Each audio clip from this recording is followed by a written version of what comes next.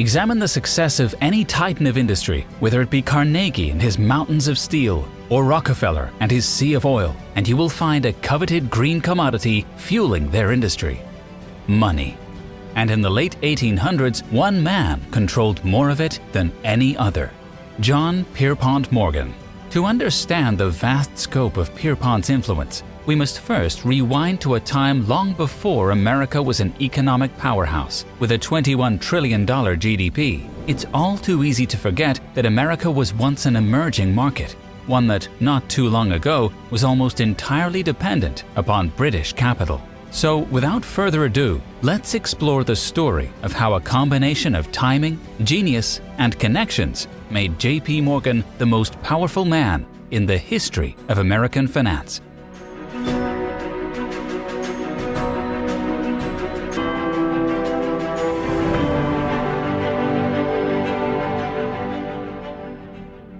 Typically, we begin someone's life story at birth, but the story of JP Morgan cannot be told without mentioning the influential family that brought him up.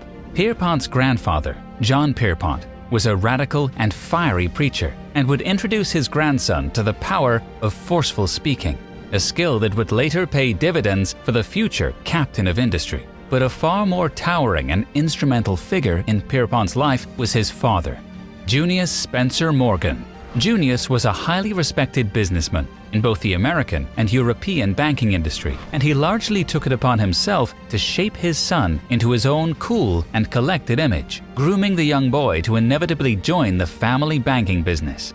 No other man comes close to having the same kind of impact on Pierpont's life than his beloved father, although their father-son relationship is probably best described as tough love, but we're getting ahead of ourselves. John Pierpont Morgan was born into this privileged life on April 17, 1837, with every advantage that could be given to prepare him for what was to come. But it wasn't all sunshine and rainbows for the young Morgan. He was a sickly child. As an infant, he suffered from seizures, and as he grew older, was often plagued with rheumatic fever, scarlet fever, and painful migraines. But certainly his most visible medical complication was his acne rosacea, which severely inflamed and ruptured the blood vessels of his nose. Lacking treatment in the mid-1800s, his condition progressively worsened, transforming his nose from unsightly to a disfigured red and purple monstrosity. Although you certainly wouldn't know that by looking at most pictures of JP Morgan, which is the way he wanted it to be. According to his great-grandson, anytime Morgan commissioned a portrait or photo of himself, he demanded that his gargantuan nose be touched up after the fact, essentially the 1800s equivalent of Photoshop.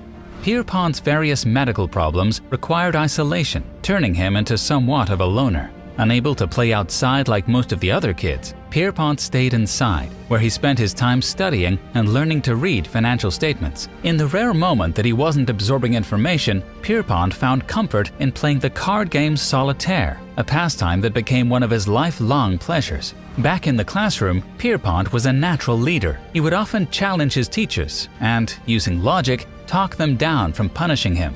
As he went through school, his leadership skills caught the eye of his seemingly impossible-to-please father, Junius, who would focus his energies on helping Pierpont cultivate his promising potential for the business world. Influenced by his father's success, Pierpont became fascinated with successful men and made a habit of collecting autographs from presidents and other famous figures. His fascination with powerful leaders led him to write a school essay on Napoleon Bonaparte. And although his parents tried to introduce him to American heroes, Pierpont was solely impressed with Napoleon and heavily inspired by the general's insatiable appetite for global power, an idea that struck a chord with the future leader. On October 1, 1854, Pierpont's father, Junius, was made partner at the London-based financial firm George Peabody & Company. Soon after, the Morgan family relocated to London. But Pierpont, then just 17, wouldn't be staying very long. Concerned about his son's mood swings and hot temper, Junius sought to instill principles of discipline and responsibility. Wanting only the best for Pierpont, Junius sent him to the Institut Selig, a Swiss boarding school on Lake Geneva, 600 miles away. It wouldn't be his first time far apart from his family. When he was only 15, Junius sent Pierpont to the remote islands of the Azores to help him recover from rheumatic fever. Alone, all by himself, he'd spend an entire year recovering from his illness.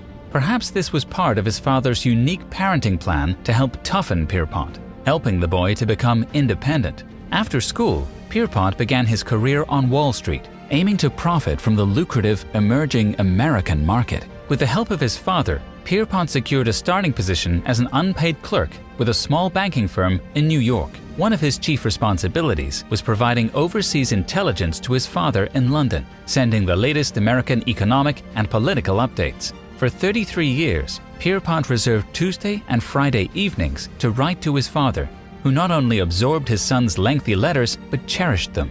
With his new position on Wall Street, Pierpont gained invaluable first-hand experience in the business world. But his tireless ambition soon outgrew that small firm and in 1861 started his own company, Pierpont Morgan and Company.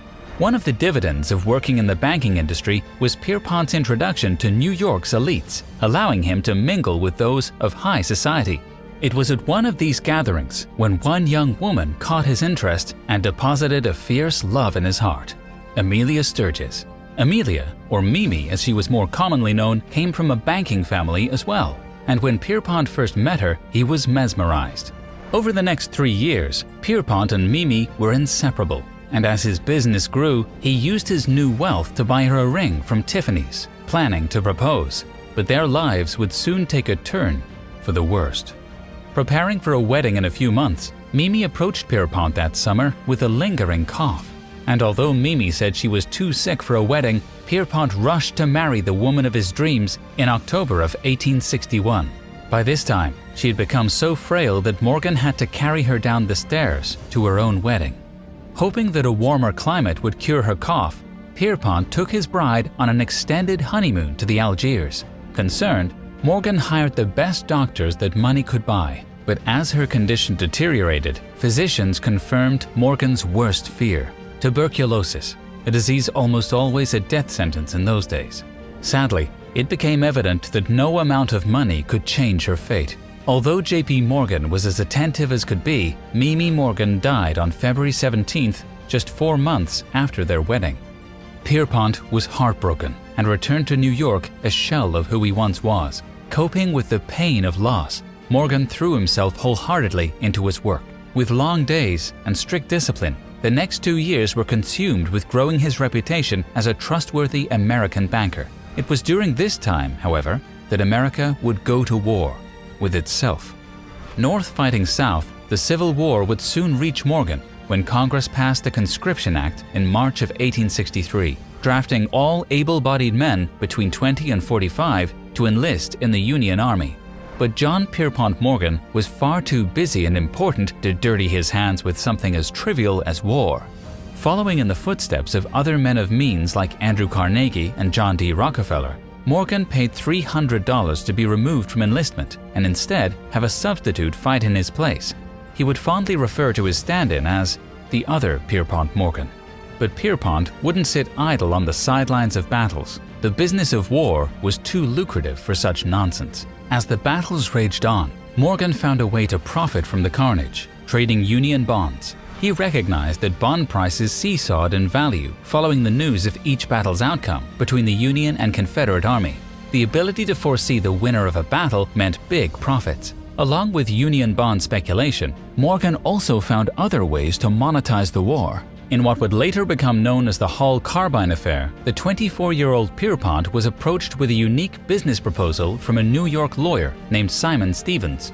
Stevens proposed that Morgan lend him $20,000 at 7% interest to purchase approximately 5,000 antiquated rifles called Hall Carbines. Widely regarded as outdated yet still serviceable, Stevens could purchase the rifles from the Union Army at the bargain price of just $3.50 apiece. Using Morgan's loan, Stevens's plan was to modernize the rifles by upgrading their cartridges, which would improve their range and accuracy. After upgrading the weapons at the cost of only 75 cents more per rifle, Stevens would then flip the guns, selling them back to the Army and using the proceeds to repay Morgan's loan with interest. The plan worked to a T. Following the defeat of the Union Army at the First Battle of Bull Run, the North suddenly found itself desperate for rifles. Reluctantly, the army agreed to repurchase the newly modified weapons at the steep price tag of $22 each, despite selling these same guns for just $3.50 only about a month prior. 2 years later, a congressional committee overseeing government contracts labeled those involved in the Morgan-backed deal as being worse than a traitor. These types of deals didn't make Pierpont popular, however, especially with his father, for Junius lived by a conservative and non-speculative business philosophy born from his first-hand experience during the Panic of 1857. "Slow and sure should be the motto of every man," he preached. Despite his hectic deal-making schedule, Pierpont always made the time for religion and devoutly attended St. George's Church in Manhattan. On one of these Sunday mornings, Pierpont met Frances Louisa Tracy. Fanny, as was her nickname, wasn't immediately interested in Pierpont, but over time, Morgan wore her down. By the end of 1864, the two were an item. Although he had waited 3 years to marry Mimi, he waited just a few months to marry Fanny on May 31, 1865. 9 months and 10 days later, Fanny gave birth to Pierpont's first daughter, Louisa. 2 years later, his first son was born, J.P. Morgan Jr. At this time in America, wealth and prosperity was on everyone's mind. The end of the Civil War pushed the country into a multi-decade boom, later dubbed as the Gilded Age, the Age of Enterprise. From 1870 to 1910, America's population and per capita income more than doubled as robber barons and business tycoons took the nation by storm. Names like Carnegie, Rockefeller, and Vanderbilt were on everyone's lips, as entire industries were birthed seemingly overnight. But as the country grew, so did its need for capital.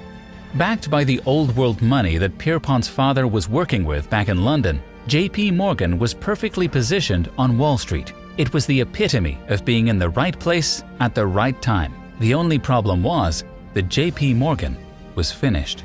At age 33, with the world ready to beat down his door, J.P. Morgan was tired.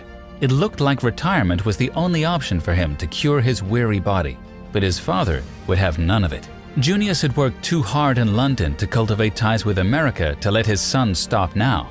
If health was the issue, then he would graciously allow his son some time off. But Pierpont would not be permitted to leave the banking business altogether. Junius Morgan arranged a new partnership for Pierpont.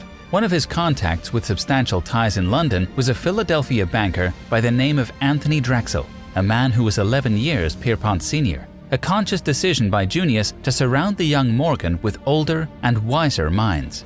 Drexel's American firms were already raking in $350,000 a year and had established trade partnerships overseas. Armed with $5 million of seed capital from Junius, Pierpont and Drexel formed a new venture, creating Drexel, Morgan & Company in 1871. As per his father's wishes, the younger Morgan agreed to join the partnership under one condition: a desperately needed vacation. Pierpont wasn't thrilled at the prospect of going back into the office. He was exhausted. In fact, throughout the financier's life, he would regularly take vacations for several months each year, desperately needing to recharge. He often joked that he could accomplish 12 months of work in just 9 months' time.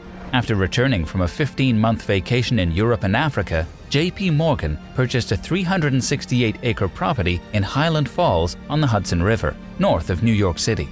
This sprawling estate, known as Cragston, would be where he escaped the noise of the city and raised his growing family. The Morgans added another 2 daughters in the next couple of years. Unsurprisingly, Pierpont cared about excellence in every area of his life. He was as precise with his gardens as his finances. It was well known that he cultivated his own roses and took special care to only select the best flowers for his stately home. And just like pruning his plants on the weekend, he was careful to avoid weeds that threatened to sprout in his business. Back at his office on 23 Wall Street, he demanded that women only be allowed in the building once a year, on New Year's Day, when the markets were closed. His partner had a female secretary who had to be stationed across the street so as not to distract the busy businessman. That level of focus led to unheard-of success in the banking business. While the country's median annual income was just $500 a year, Morgan was regularly making over $500,000 a year. But it was more than his financial genius that made him so successful. it was also his intimidating image, which was only exacerbated by his bulbous and deformed nose. His fierce gaze was described as like staring into the light of an oncoming train. He towered over men, standing an impressive 6'2", a full 8 inches over the average man's height at the time. Morgan used his daunting appearance to bend his opponents to his will, especially those in the railroad industry. Unlike most businesses with relatively low barriers to entry, starting a railroad could cost anywhere from $17 to $35 million.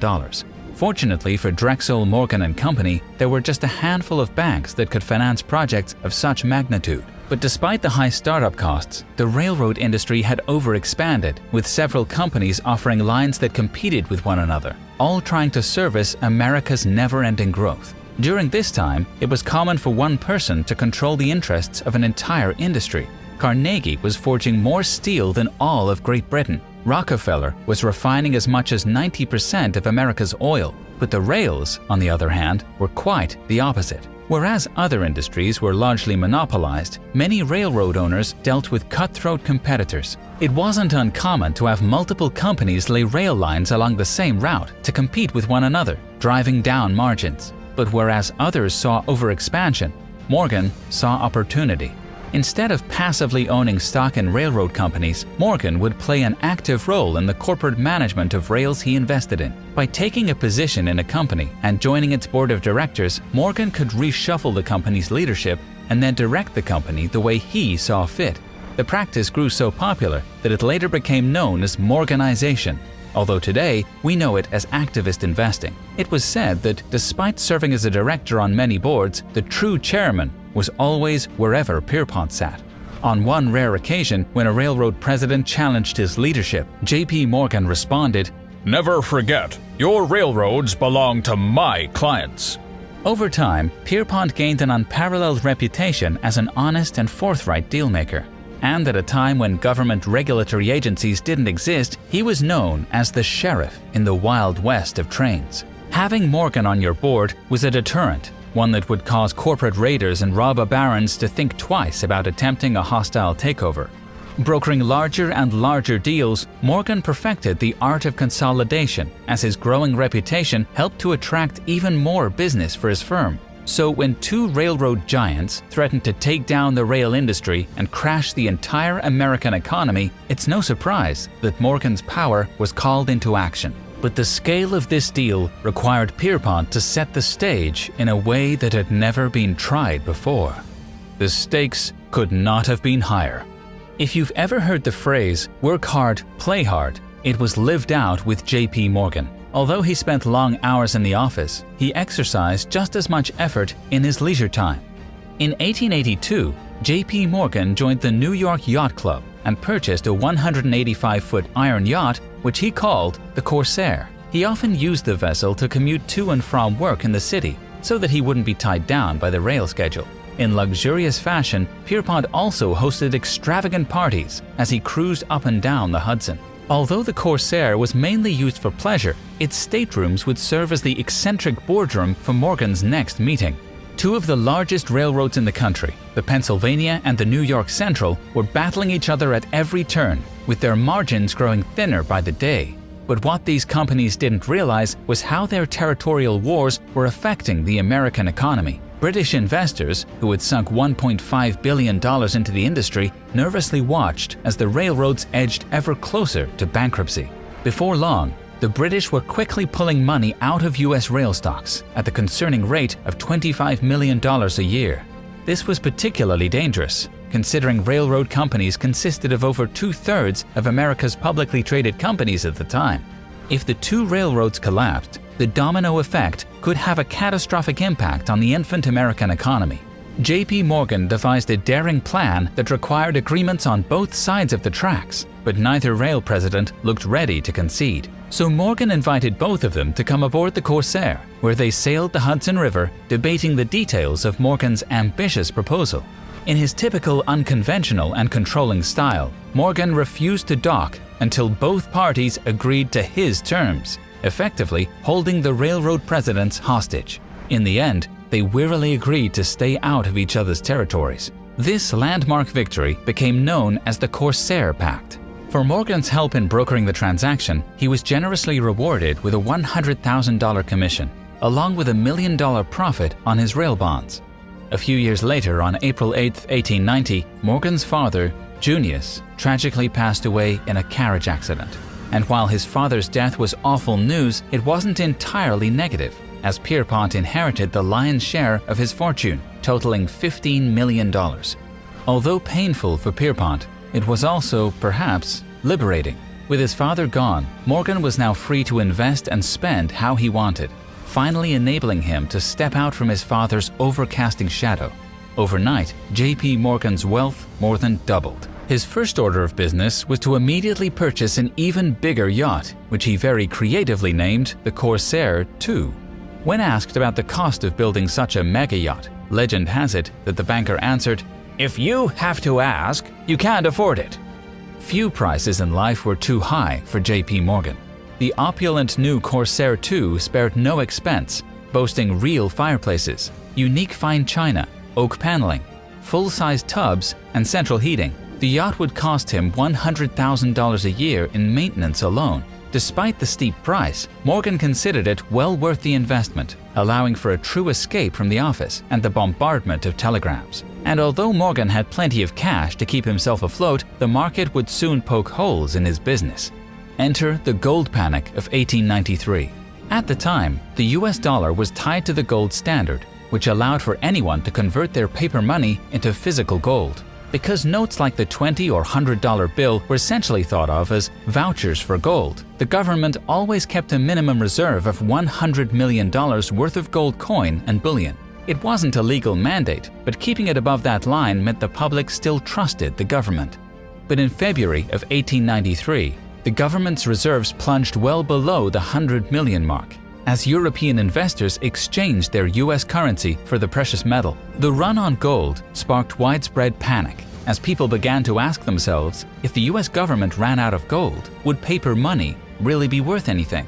And as the country's reserves drained out in a steady flow, banks and businesses began to fold around the country, seemingly in unison. With millions now unemployed, major corporations turned to the same institutions that helped them in the first place, the bankers of Wall Street. But the bankers had their hands full, especially J.P. Morgan. His darling industry, the rails, were collapsing, with 192 lines declaring bankruptcy in 1 year alone. Eventually, a third of all train tracks in America would be shuttered, impacting the entire economy from coast to coast. The people of the time would call this period the Great Depression, a name that wouldn't be redefined until 1929. Soon, J.P. Morgan would once again prove why he was known as the American Napoleon, as he turned his mighty will to the problem at hand. His reputation as a great consolidator would prove him to be the right man for the job. Intuitively, he knew that merging the railroads was their only chance at survival, a move which left many wondering if the banker held too much power over this great American industry. But when railroads came to him for help, he would refuse, unless he was given full control. This wasn't the time for waiting around. As all great businessmen know, this was a time for decisive action. After taking control of a rail line, Morgan used his financial wizardry to strengthen the company's balance sheet, refinancing its debt and issuing new shares to raise more capital, among other strategies in his financial playbook.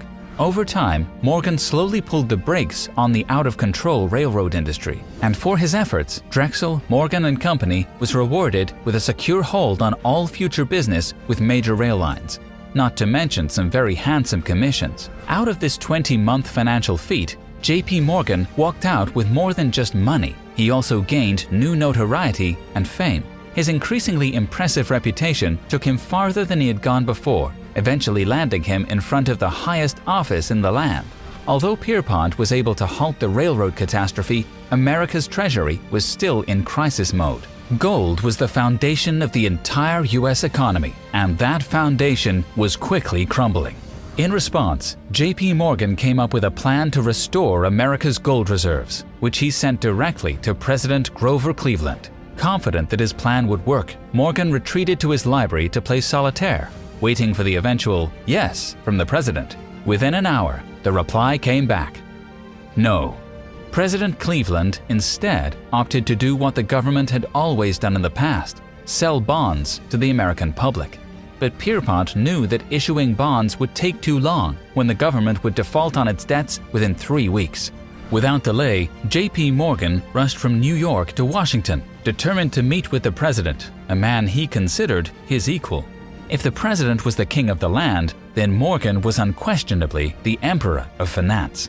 At first, the president denied seeing him, to which Pierpont replied with an intense, intimidating tone, I have come down to Washington to see the president, and I'm going to stay here until I see him. By this time, the situation was growing worse by the hour, as the government was running the serious risk of going bankrupt, leaking $2 million a day from its gold reserves and showing no signs of slowing. The morning after his arrival, Morgan was ushered in to see the president and his several cabinet members. But the president and his men were not inclined to listen to the Wall Street banker.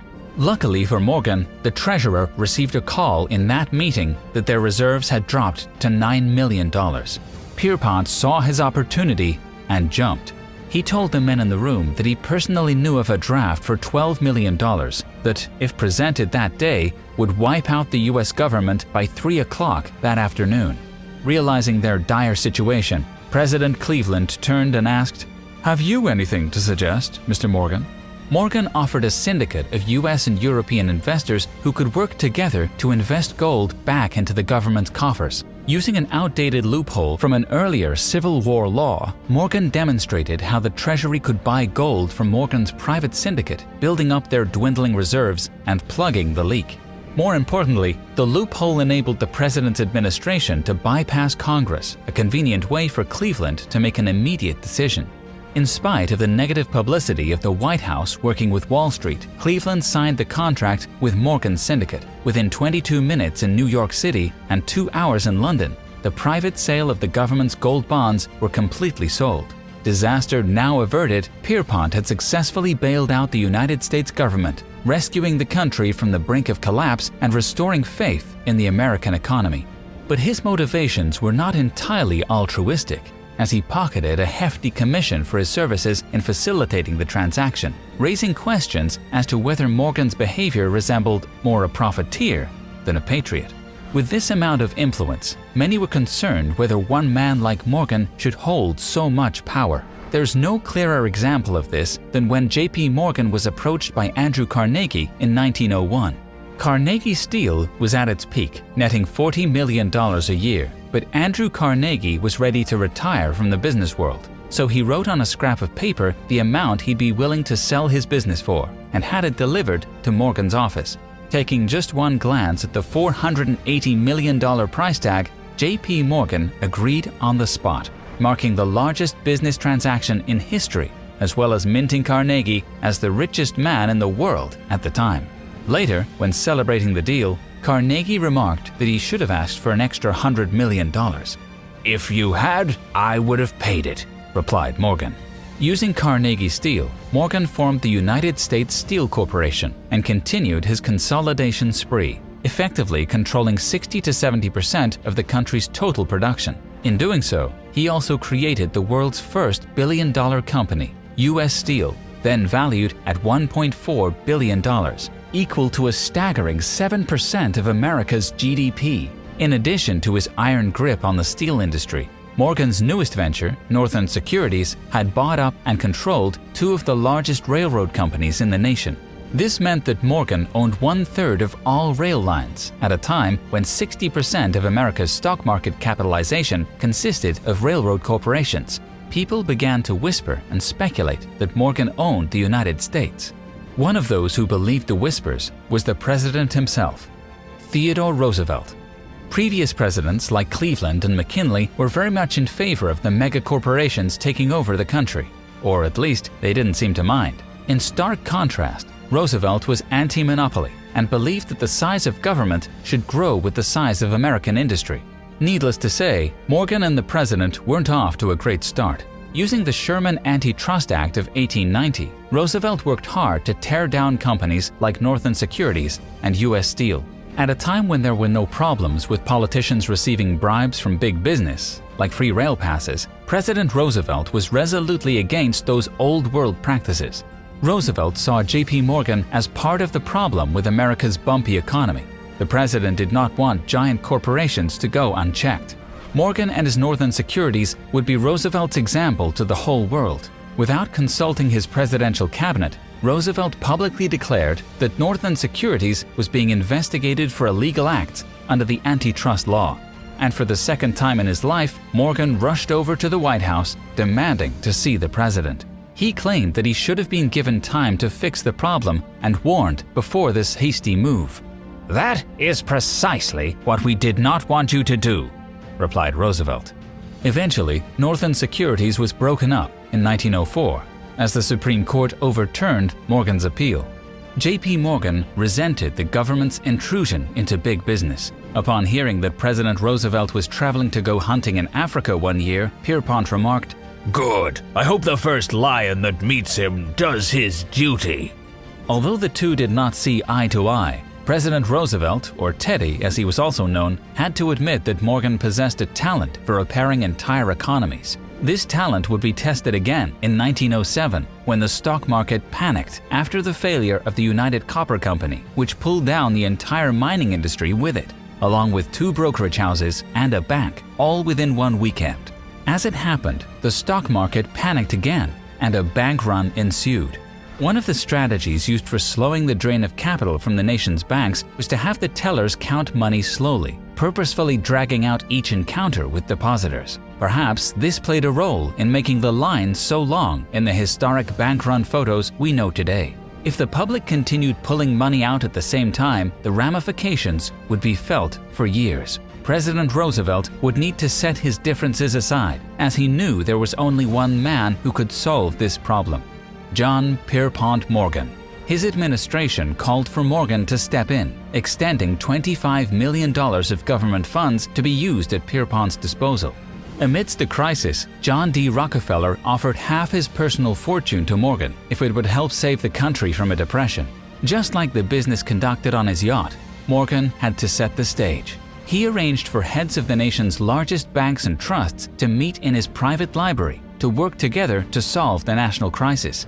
Morgan reportedly laid out his plans for the bigger banks and trusts to invest in their smaller competitors. He then locked the door and played solitaire while the bankers negotiated amongst themselves. Reporters anxiously camped outside, waiting to hear the news.